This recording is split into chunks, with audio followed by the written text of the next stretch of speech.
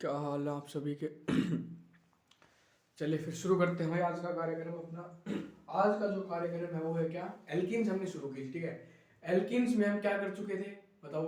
Alkenes का हमने एक बेसिक सा इंट्रोडक्शन देखा, ठीक है। उसके बाद उसकी प्रॉपर्टीज हमने कवर की, जिसमें वो बताता है क्या कि जो उसकी मेन या फिर आप बोल सकते हो क्या, जो उसकी कैरेक्टरिस्टिक जो रिएक्शन है वो कौन सी है, इलेक्ट्रोफिलिक एडिशन रिएक्शन, या आप बोल सकते हो उसको क्या, एडिशन रिएक्शन, ठीक है। अब देखना ध्यान से, पहले उसी को हम एक बार देखते हैं हमने क्या क्या रिवाइज करते हैं, ठीक है। सबसे पहले देखिए, जैसे ही मैंने नाम लिया किसका, एल्कीन का, एल्कीन का नाम लेते ही आपके मन में क्या आया, एक पाई बॉन्ड है, ठीक है। और पाई बॉन्ड में जो इलेक्ट्रॉन होते हैं उनको हम बोलते हैं पाई इलेक्ट्रॉन्स। और पाई इलेक्ट्रॉन्स कैसे होते हैं, लूजली बॉन्डेड पाई इलेक्ट्रॉन्स। क्या होते हैं वो, लूजली बॉन्डेड पाई इलेक्ट्रॉन्स। सही बात है, एकदम सही बात, आप आगे बढ़िए। देखिए, लूजली बॉन्डेड पाई इलेक्ट्रॉन्स का मतलब क्या है, ये आप इजीली शेयर करवा सकते हो। एल्कीन लूजली बॉन्डेड जो भी इलेक्ट्रॉन होते हैं उनको इजीली शेयर कर सकते हैं। यही कारण है क्या कि उनका जो नेचर होता है न्यूक्लियोफिलिक नेचर, ठीक है। अब देखना आगे। अब पाई बॉन्ड देखे हमने दो तरह के, कितने तरह के, दो। सबसे पहले देखा आपने नॉन पोलर पाई बॉन्ड, क्या देखा, नॉन पोलर पाई बॉन्ड। उसके बाद आपने देखा क्या, पोलर पाई बॉन्ड, ठीक है भाई, ठीक है। आप देखना ध्यान से, नॉन पोलर और पोलर मैंने पिछली क्लास में समझाया आपको, एक बार फिर सुनिए। नॉन पोलर पाई बॉन्ड वो पाई बॉन्ड होते हैं जिसमें जो दो एटम के बीच में पाई बॉन्ड है उनमें अंदर पोलैरिटी ना हो। अब पोलैरिटी कब ना होगी, पोलैरिटी जब ना होगी कब, जब उनमें इलेक्ट्रोनेगेटिविटी का डिफरेंस ना होगा।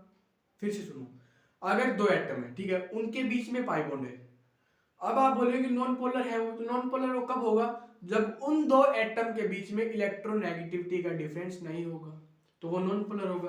कैसे, देखिए, नॉन पोलर पाई बॉन्ड में सबसे पहले मेरे सामने आता है एल्कीन ही आता है। अब देखना, एल्कीन क्यों आया है, क्योंकि इलेक्ट्रोनेगेटिविटी जो है वो दोनों कार्बन की सेम है। क्यों, अरे कार्बन तो एक ही होता है ना भाई, मान लिया अलग अलग होते हैं, अलग अलग होते हैं, लेकिन यहाँ जो हम कार्बन यूज करते हैं वो एक ही होता है, ठीक है।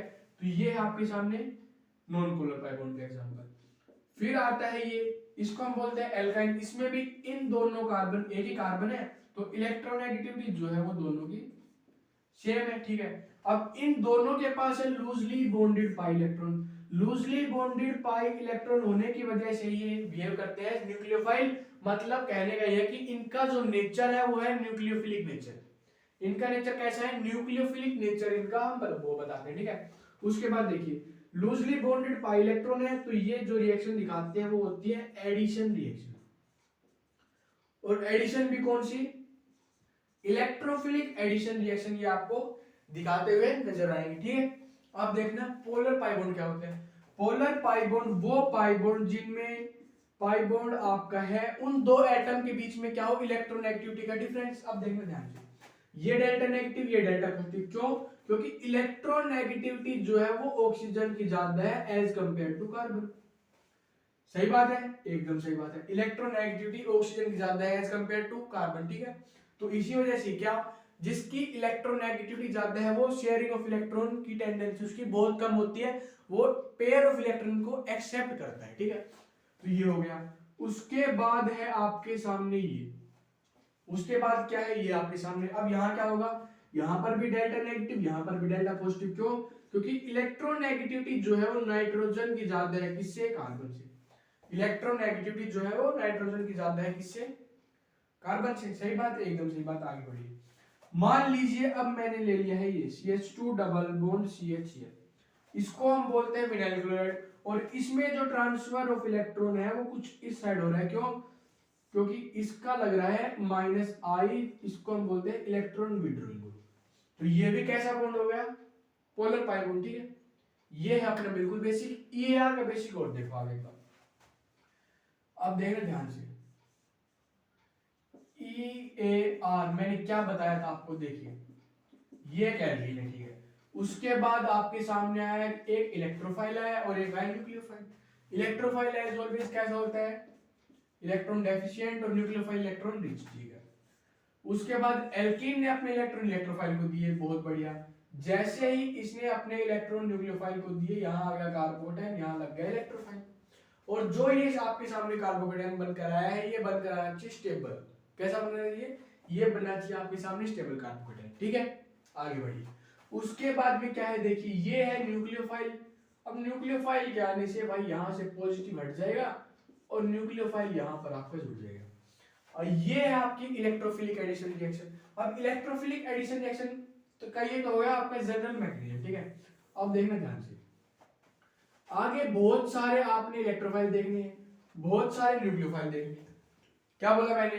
अब आप जैसे ही आगे बढ़ोगे, बहुत सारे तो इलेक्ट्रोफाइल आएंगे, बहुत सारे आएंगे न्यूक्लियोफाइल। आपने कुछ नहीं करना, बस डिफरेंट डिफरेंट न्यूक्लियोफाइल आएंगे, डिफरेंट डिफरेंट इलेक्ट्रोफाइल आएंगे। आपने बस इनका एडिशन करवाना है, किसके ऊपर? एल्कीन के ऊपर। बाकी जो प्रोडक्ट बनेगा उसको मैं संभालूंगा और आपको समझाऊंगा, आपको बस उसका एडिशन करवाना है। ठीक है, छापो जल्दी से इसको, फिर आज का अपना शुरू करते हैं। जल्दी से छापे भाई, इसको छाप दिया होगा आप सभी ने। चलिए फिर स्टार्ट करते हैं। चलिए चलिए,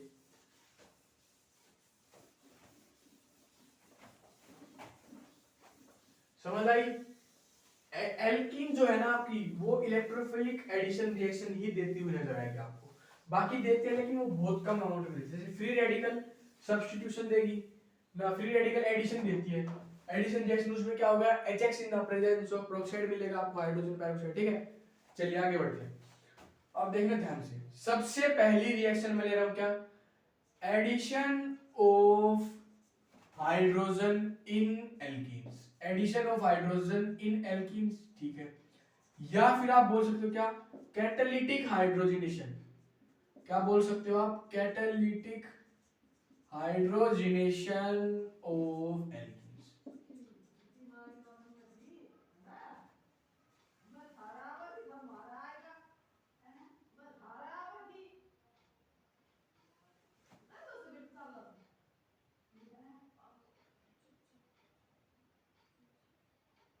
ठीक है, अब एक बात आप मुझे बताइए, क्या एडिशन ऑफ हाइड्रोजन को ही आप क्या बोलते हो? अरे बताओ, एडिशन ऑफ हाइड्रोजन को ही आप बोलते हो रिडक्शन। सही बात है। अब देखना ध्यान से, तो यहां मैं और क्या लिख सकता हूं? रिडक्शन ऑफ एल्कीन भी तो मैं लिख सकता हूं ना, reduction of alkene in the presence of hydrogen, reduction of alkene in the presence of hydrogen. Addition of hydrogen को ही हम रिडक्शन बोलते हैं। बात सही है एकदम से। आप आगे बढ़ो, देखिए इसमें क्या नजर आएगा आपको, ध्यान से देखना।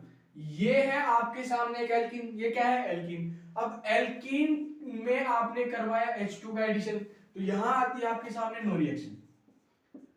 अब नो रिएक्शन का मतलब क्या है? यहां पर नो रिएक्शन का मतलब सिर्फ इतना है क्या, कि इस रिएक्शन की जो रेट है वो बहुत स्लो है। रेट स्लो है, रेट लो है। रेट लो है, रिएक्शन बहुत स्लो है। ठीक है, दोनों एक ही बात है। क्या नो रिएक्शन का मतलब क्या है? Rate of reaction is very low, rate of reaction is very low. या फिर आप इसको क्या बोल सकते हो कि ये जो रिएक्शन है वो स्लो रिएक्शन है। कैसी रिएक्शन है? स्लो। समझ आया यहां तक सभी को? बहुत बढ़िया। अब देखना ध्यान से, अगर मैंने फिर से यही एल्कीन ले ली, ठीक है, अब की बार मैंने क्या किया? H2 in the presence of metal catalyst, addition of H2 in the presence of metal catalyst कौन से है?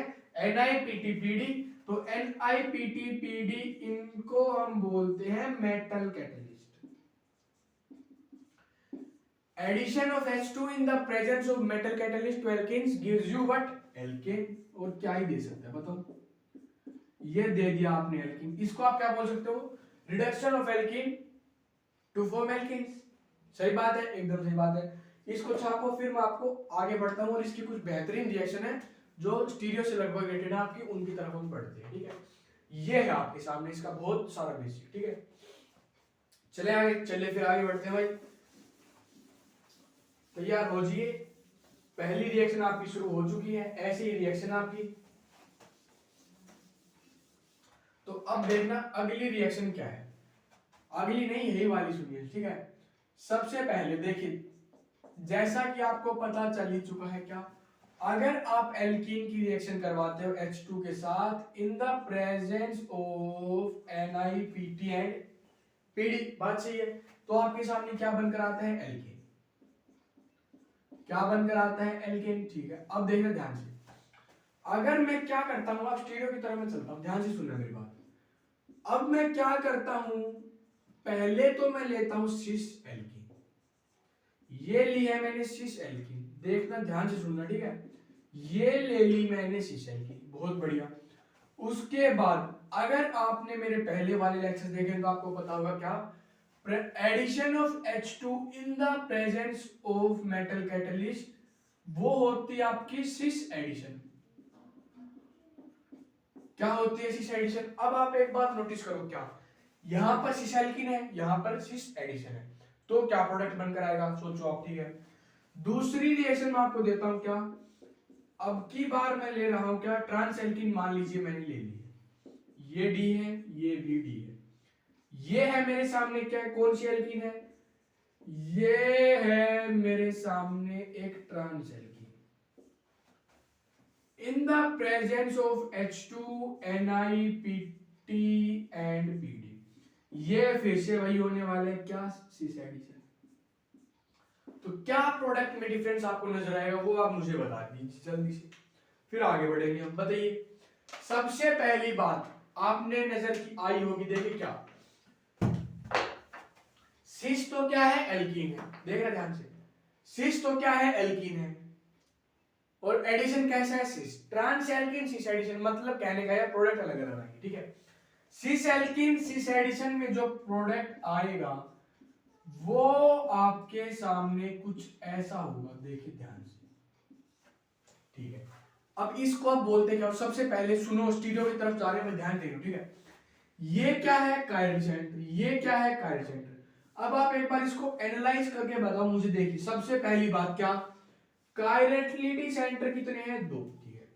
दूसरी बात, कायरलिटी सेंटर होते हुए यहां पर आपको नजर आएगी प्लेनोसिमेट्री, क्या नजर आने वाली है, प्लेनोसिमेट्री। अब ध्यान सुनो, ये मैंने आपको पहले बताया था, क्या इसको हम बोलते क्या है, इफ 2 और more than 2 chiral centre present, या फिर आप बोल सकते हो at least 2 chiral centre present with symmetry element known as meso compound. याद करो भाई, इनको क्या बोलेंगे हम, इसको, इस कंपाउंड को हम बोलेंगे मेसो कंपाउंड। अरे कंडीशन याद करो मेसो की, क्या बताई थी मैंने आपको, ध्यान से याद करो, 2 तो कायरल सेंटर होने ही चाहिए, और उसके साथ में अगर क्या मिल जाए आपको, सिमेट्री एलिमेंट, जिसको हम बोलते हैं प्लेनोसिमेट्री, तो वही तो होता है आपके सामने मेसो कंपाउंड। वो मेसो कंपाउंड कैसा होता है, बिहेवियर में ऑप्टिकल इनएक्टिव नेचर का होता है। क्या होता है, ऑप्टिकल इनएक्टिव नेचर का। ये तो प्रोडक्ट आपका कब, जब सिस एल्कीन में आपने सिस एडिशन करवाया, ये है ट्रांस एल्कीन में जब आप सिस एडिशन करवाते हो तो क्या प्रोडक्ट आएगा बताइए। तो इसमें प्रोडक्ट कुछ ऐसा आएगा, यहां पर CH3 है, यहां पर CH3 है, यहां H है, यहां D है, यहां D है, यहां H है, प्लस ये है इसका प्रोडक्ट, ध्यान से देखना, समझाऊं अभी काम आपको, ठीक है, DHHD। अब देखो ध्यान से, ये क्या है, कायरल सेंटर, ये क्या है, कायरल सेंटर, ये भी क्या है, कायरल सेंटर, ये भी क्या है, कायरल सेंटर।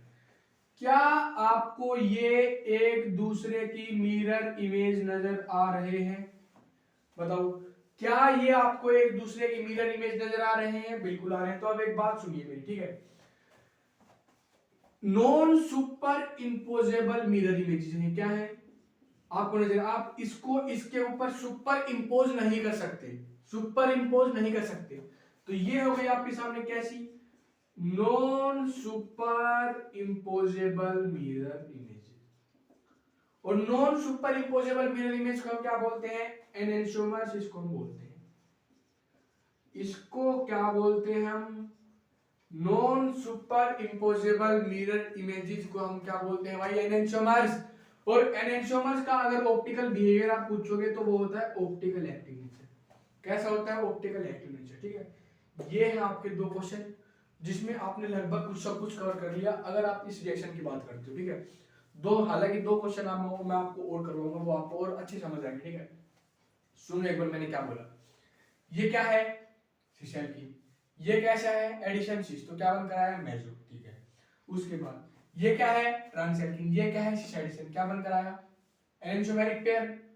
अरे क्या बन कर आया भाई enantiomeric pair, enantiomers, non superimposable mirror image, optical behaviour कैसा होता है ऑप्टिकल एक्टिव इन नेचर, ठीक है। छापो इसको जल्दी से, फिर आगे बढ़ते हैं भाई अगले क्वेश्चन की तरफ।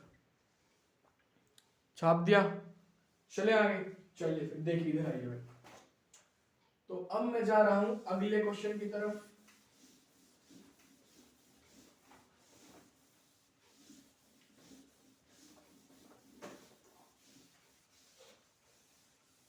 छापते चलना भाई सभी, ठीक है, कुछ भी नहीं छोड़ना है। नंबर 3 है मेरे सामने, ऐसा देखिए, मान लीजिए यहां पर डी है, यहां पर डी है, ये है आर, ये है आर, सही है, सही है। ये है आपके सामने एक सिस एल्कीन, ये एल्कीन आपके सामने कैसी है सिस एल्कीन। अब आपसे बोला गया कि H2 का एडिशन करवाओ इन the presence of NiPT and PT, तो करवाओ भाई। अब बताओ मुझे ये एडिशन कैसा होता है सिस एडिशन। अरे तो क्या बनकर आएगा, अब तो बता सकते हो ना, सिस एल्कीन से क्या बनेगा सिस एडिशन। अरे सिस एल्कीन और सिस एडिशन से क्या बनता है मेसो कंपाउंड, तो मेसो बनाओ ऐसा ऐसा, यहां पर H, यहां पर H, यहां पर R, यहां पर D, यहां पर R, यहां पर D, ये मेसो बन गया। ये रही आपकी प्लेनोसिमेट्री, ये दो काइल सेंटर। और मेसो क्या होता है ऑप्टिकली इनेक्टिव। बताओ कितना आसान हो गया अब तो, क्या यार, आगे बढ़िए नंबर 4 की तरफ। नंबर 4 है कुछ ऐसा, ये R है, ये R है, ये D है, ये D है, ये है हो गया आपके सामने एक ट्रांस एल्कीन। ये क्या हो गई है आपके सामने, ये हो गई है एक ट्रांस एल्कीन, सही है, सही है। अब आपने क्या करना है ध्यान सुनो, H2 का एडिशन करवाओ इन the presence of NiPT and PD, in the presence of NiPT and PD, ठीक है। अब क्या करवाओगे, देखिए ट्रांस एल्कीन है और सिस एडिशन है। ट्रांस तो एल्कीन है और सिस क्या है एडिशन, तो अब इसमें क्या होने वाला है मुझे बताओ तुम। अरे क्या बनकर आएगा एनेंटियोमर के पेयर ही तो बनेंगे, बना दो यार, क्या कर रहे हो, देखिए ध्यान से, यहां पर H, यहां पर R, यहां पर D, यहां पर D, यहां पर R, यहां पर H, इसकी non superimposable mirror image बनाओ, तो क्या बनेगी, यहां पर H, यहां पर H, यहां D, यहां पर R, यहां R, यहां D। ये आपके सामने क्या बनकर आया, ये आपके सामने बने हैं एनेंटियोमेरिक पेयर, और ये दोनों एक दूसरे के क्या है, मान लीजिए मैं इसको लिख रहा हूं A और B, तो A and B are enantiomers of each other, A and B are enantiomers of each other। और एनेंटियोमर का ऑप्टिकल बिहेवियर कैसा होता है, ऑप्टिकल एक्टिव होता है नेचर में। बताओ इससे ज्यादा तुम्हें क्या ही जानना है। अब यहां से अगर कोई क्वेश्चन आता है तो तुम्हारा गलत हो ही नहीं सकता, इसकी गारंटी मैं लेता हूं, ठीक है, क्योंकि ये हमने पढ़ाई इतनी बुरी तरह से, ठीक है। छापे जल्दी से इसको, फिर बढ़ते हैं हम अगली रिएक्शन की तरफ, जो है अपनी हीट ऑफ हाइड्रोजनेशन, और उसके बाद आएगी heat of combustion, HOH and HOC, ठीक है। छाप दीजिए भाई जल्दी से, चलिए चले आगे, क्या बोलते हो, आइए इधर आइए, देखिए। तो ये भाई बहुत खतरनाक रिएक्शन थी जो हमने खतरनाक तरीके से कवर कर ली है। अगर आपने ये पढ़ लिया एक बार तो फिर गलत नहीं होता क्वेश्चन, ठीक है।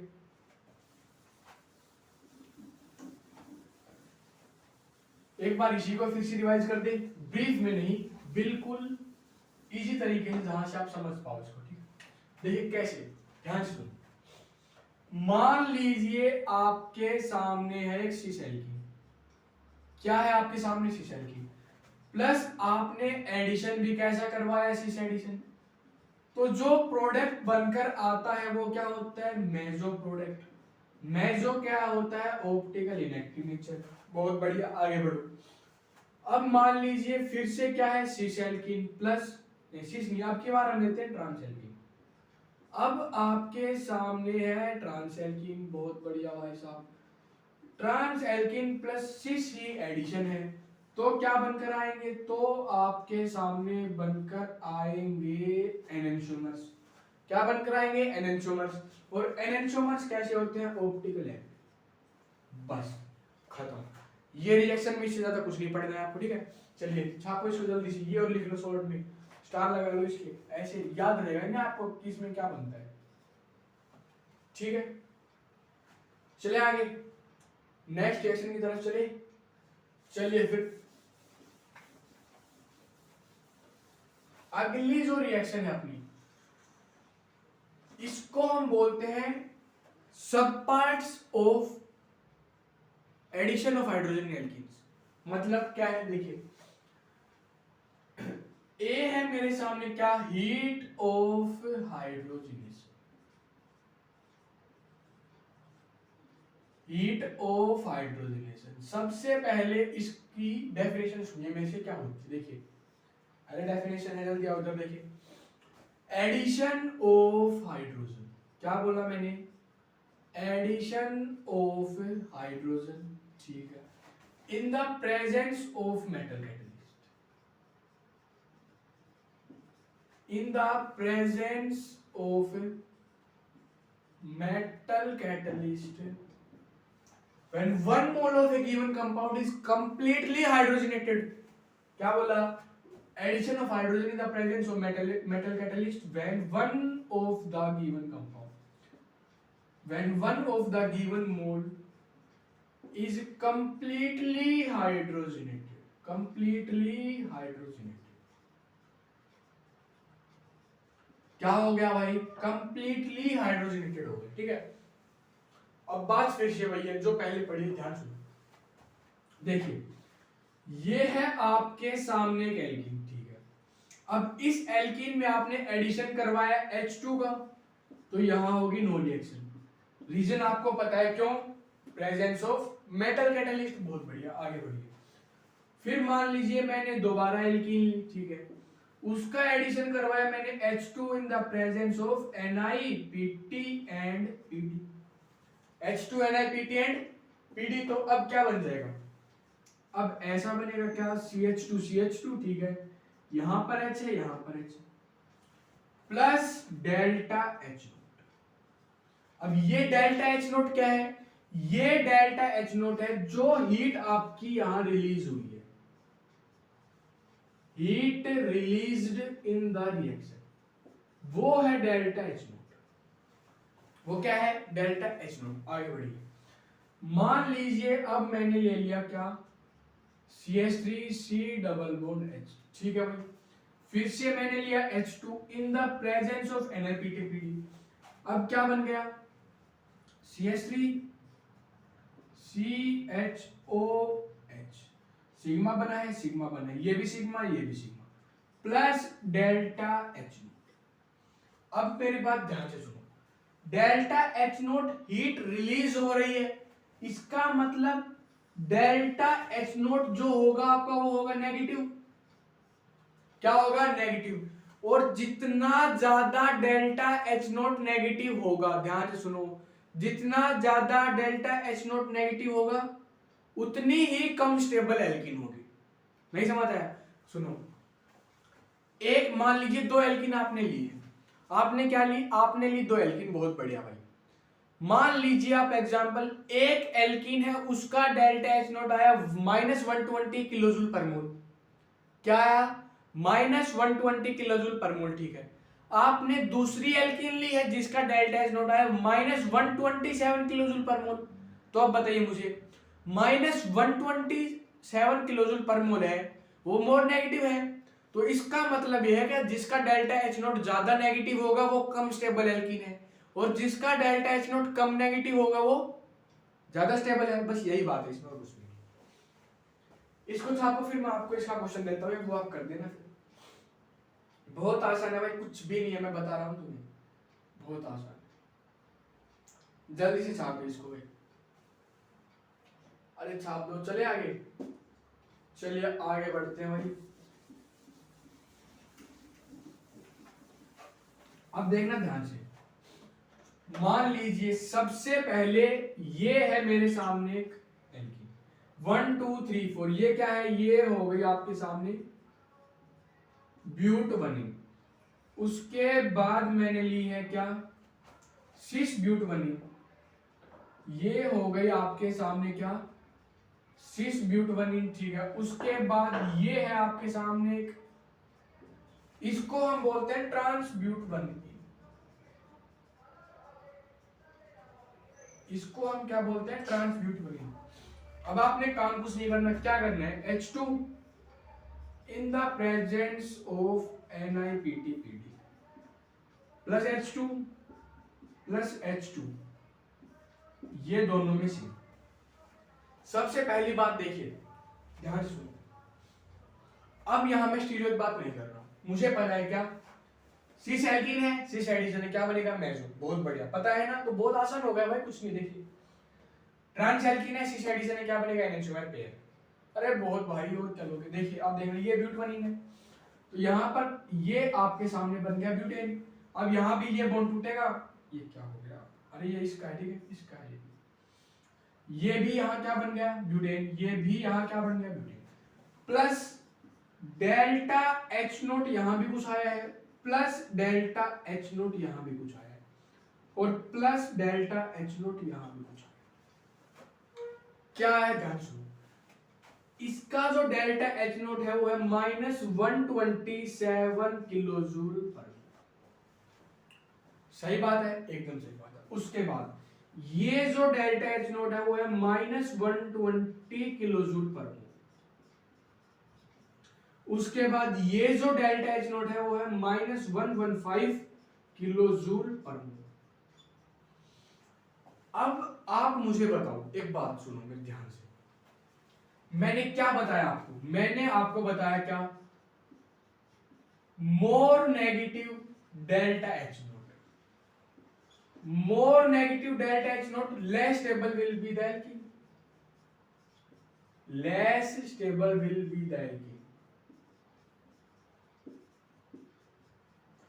कहने का मतलब सिर्फ इतना है क्या, कि जितना नेगेटिव डेल्टा H नोट आपका होगा, एल्कीन आपकी उतनी ही कम स्टेबल होगी, ठीक है। अब देखो यहाँ पर सबसे कम स्टेबल कौन सी है, ये वाली, फिर ये वाली। अब यहाँ स्टेबिलिटी ऑफ एल्कीन मैं आपसे पूछ रहा हूं, तो आप मुझे बता दीजिए, यही लिख लेते क्या, स्टेबिलिटी ऑफ एल्कीन, आप लोग मुझे यहाँ पर बताओ। सबसे पहले क्या है, ट्रांस, कितनी है, 115 120 -127, तो सबसे ज्यादा स्टेबल क्या है बताइए, सबसे ज्यादा स्टेबल होगी आपकी ट्रांस वाली, उसके बाद सिस वाली, और उसके बाद ब्यूट 118। ये है आपके सामने क्या, स्टेबिलिटी ऑफ एल्कीन का। और बताओ यहां तक किसी कोई दिक्कत होनी भी नहीं चाहिए, क्योंकि है ही नहीं कुछ दिक्कत जैसे इसमें, ठीक है। छापो इसको जल्दी से, फिर आगे बढ़ते हैं भाई अगले क्वेश्चन की तरफ, ठीक है। जल्दी से छाप दो भाई, जल्दी से इसको,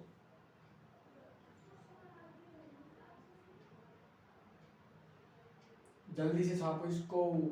चलिए आगे बढ़ते हैं हम नेक्स्ट की तरफ, एक और क्वेश्चन करते हैं इसका, ठीक है, आपको भी आसान रहेगा समझने के लिए। क्या, हीट ऑफ हाइड्रोजनेशन का आपका मेन प्रिंसिपल जो है वो क्या होता है,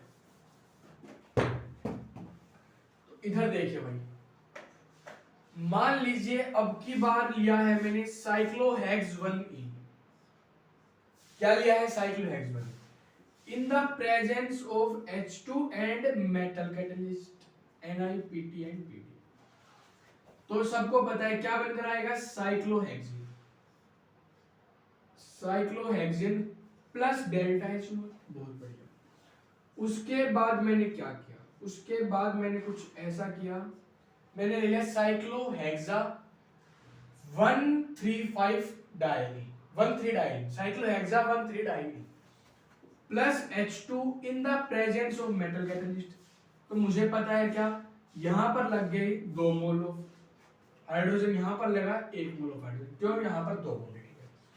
उसके बाद देखिए, उसके बाद लिया मैंने क्या, साइक्लोहेक्सा 135 ट्राई, ठीक है।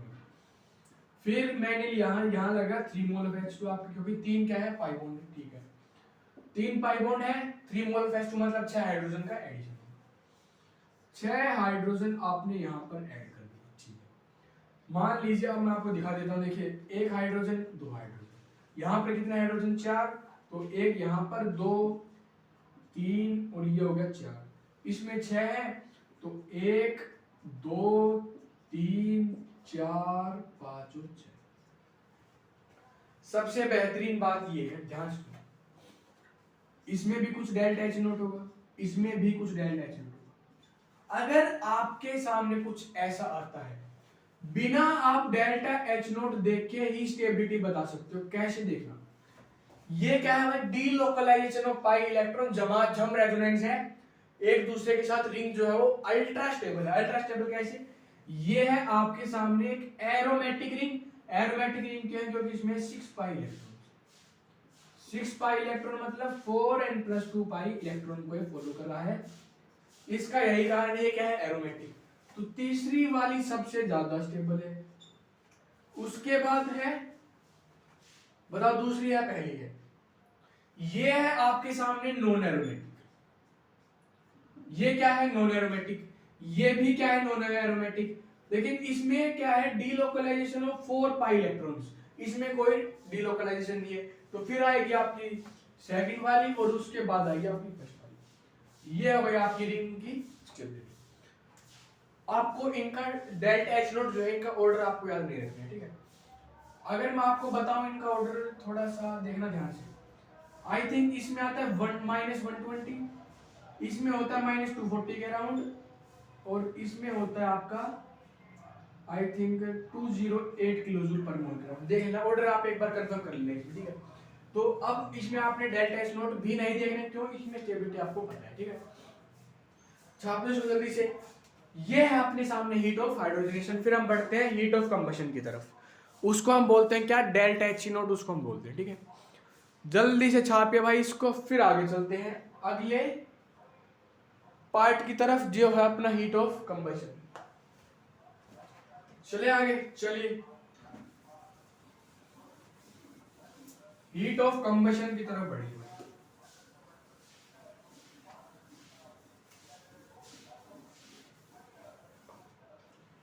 इसका जो बी पार्ट है, इसका क्या है, B part, heat of combustion.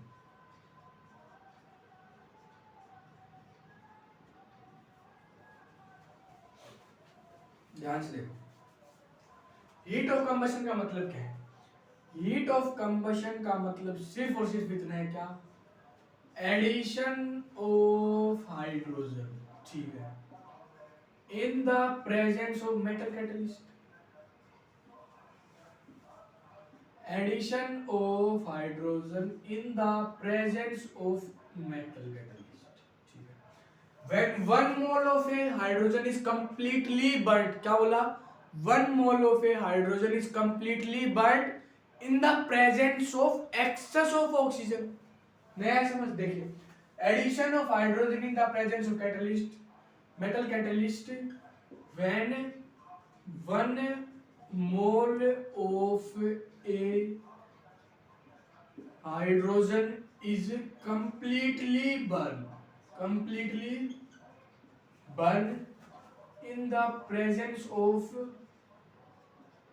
excess of oxygen, in the presence of excess of oxygen। ये है आपके सामने हीट ऑफ कंबशन। नया है समझ, देखिए इधर देखिए, मान लीजिए एक एल्कीन ये है आपके सामने, ठीक है, और एक एल्कीन है, कौन सी बताऊं, बताओ कौन सी बनाए, एक एल्कीन बना दी मैंने ये, ठीक है। अब इसमें क्या होता है, देखिए आपने क्या करवाना है, H2 का इसमें करवाना है एडिशन, H2 का करवाना है addition in the presence of excess of oxygen, excess of oxygen.